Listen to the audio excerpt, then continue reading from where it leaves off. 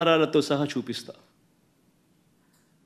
రాష్ట్ర ప్రజలందరికీ కూడా, రాష్ట్ర ప్రజలే కాదు దేశ ప్రజలందరూ కూడా ఈ దారుణాన్ని ఒకసారి చూడమని చెప్పి విజ్ఞప్తి చేస్తా ఉన్నా.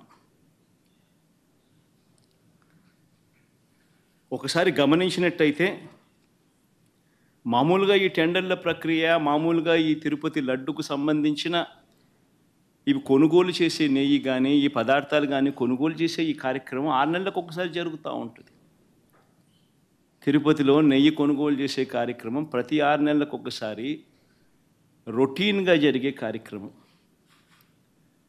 దీనికి సంబంధించి దశాబ్దాలుగా జరుగుతూ ఉన్న కార్యక్రమం ఇది. ఇదేదో కొత్తగా ఒకరి వల్ల ఇప్పుడు జరుగుతూ ఉన్న కార్యక్రమం కాదు ఇది.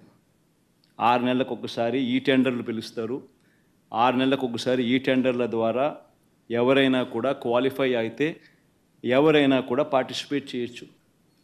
ఈ క్వాలిఫికేషన్ క్రైటీరియా కూడా ఇప్పుడు ఏదో కొత్తగా పెట్టినవి అంతకన్నా కాదు. ఇవన్నీ రొటీన్గా దశాబ్దాలుగా జరుగుతూ ఉండేటివి. తిరుపతి లడ్డు అంటే విశిష్టత ఉంది.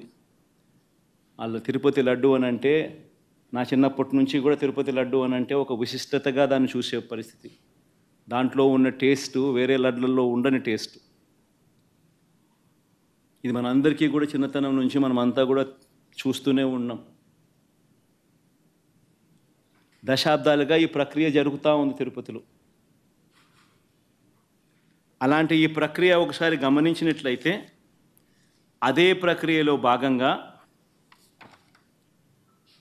ప్రతి 6 నెలలకు ఒకసారి టెండర్లు పిలిచే కార్యక్రమం జరుగుతుంది. టెండర్లలో ఎవరైనా క్వాలిఫై అయిన వాళ్ళు ఎవరైనా పార్టిసిపేట్ చేయొచ్చు. ఆ క్వాలిఫై అయిన వాళ్ళల్లో L1 ఎవరికైతే వస్తుందో, తక్కువ రేటు ఎవరైతే కోట్ చేస్తారో వాళ్ళకు న్యాచురల్గా టీటీడీ బోర్డు టెండర్ను అప్రూవ్ చేస్తుంది. ఇది ఒక రొటీన్ ప్రక్రియ. దీంట్లో గవర్నమెంట్కి సంబంధమే ఉండదు వాస్తవం చెప్పాలంటే. టీటీడీ బోర్డు అన్నది కూడా ఒక ప్రసిద్ధికాంచిన బోర్డు. మామూలుగా దాంట్లో బోర్డులో సభ్యులు కూడా దేశం మొత్తం నుంచి కూడా దాంట్లో సభ్యత్వం తీసుకుంటారు. కేంద్ర మంత్రులు రికమెండేషన్ చేస్తారు టీటీడీ బోర్డుకు సంబంధించిన బోర్డు మెంబర్స్ను. చుట్టుపక్కల రాష్ట్రాల ముఖ్యమంత్రులు కూడా రికమెండ్ చేస్తారు టీటీడీ బోర్డుకు సంబంధించిన బోర్డు సభ్యత్వం కోసం. అంటే వాళ్ళ రాష్ట్రాలలో వాళ్ళు విశిష్టత ఉన్న వ్యక్తులనుగా భావించిన వాళ్ళను వాళ్ళు రికమెండ్ చేస్తారు. అటువంటి కూర్పుతో కూడిన టీటీడీ బోర్డు అది. అక్కడ ఉన్న వాళ్ళు ఎవరు కూడా తప్పు చేయాలనుకున్నా కూడా తప్పు చేయలేని పారదర్శక పద్ధతిలో టీటీడీలో ఓవర్ ది డికేడ్స్ సిస్టమ్స్ అన్నీ ఇవాల్వ్ అయి ఉన్నాయి.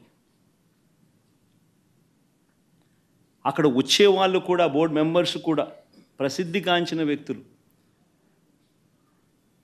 పారదర్శక విధానంతో దేవునికి ఇంకా ఎలా చేస్తే మంచి, దేవునికి ఇంకా మంచి చేయాలి అని తాపత్రయంతో అక్కడ బోర్డు మెంబర్స్గా వాళ్ళు కూర్చొని నిర్ణయాలు తీసుకుంటారు.